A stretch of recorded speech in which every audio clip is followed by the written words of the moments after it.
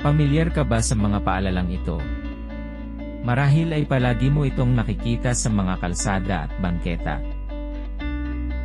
Ngunit hindi ba nakapagtataka, bakit may nakalagay na multa sa karamihan ng mga ganitong paalala?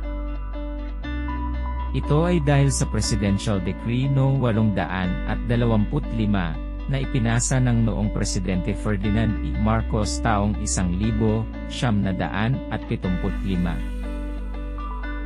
Ano nga ba ang batas na ito? Ang Presidential Decree No. 825 ay naglalayon na mapangalagaan ang kalusugan ng ating mga mamamayan sa pamamagitan ng pagpapanatili ng kalinisan at kaayusan sa mga pampublikong lugar.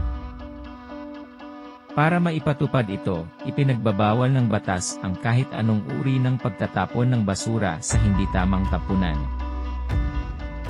Nilalayon din ng batas na ito ang paglalagay ng basurahan sa mga estratehikong mga lugar para mahikayat ang publiko na magtapon ng basura sa tamang tapunan. Para naman mahikayat na masunod ang mga alituntuning ito, maaaring magpataw ng kaparusahang multa o pagkakakulong ang otoridad sa mga mapapatunayang lumabag sa batas na ito, maging tao man ito, o mga establisimento. Mahalaga na maipatupad ng maayos ang batas na ito, dahil maaari nitong mapabuti ang ating kalusugan at kaayusan sa katawan, mababawasan nito ang polusyon sa ating kapaligiran, at papagandahin nito ang kalidad ng ating pamumuhay. Ngunit sa kasalukuyan nating panahon, kahit anong paalala ang gawin na huwag magtapon ng basura, ay hindi pa rin ito nasusunod. Dahilan na rin ito ng hindi maayos na pagpapatupad ng mga otoridad, at kawalan ng kaalaman ng mga mamamayan sa batas na ito.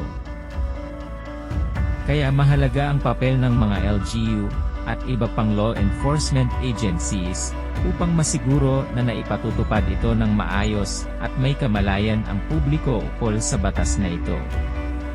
Kailangan rin na mas mapaganda ang infrastruktura ng waste management sa ating bansa, upang masiguro na ang mga basurang ating itinatapon, ay mapunta ng nararapat nilang lagayan. At huli, kailangang maitatak ang disiplina sa utak ng ating mga mamamayan, upang masiguro na itinatapon nila ang kanilang basura sa tamang tapunan.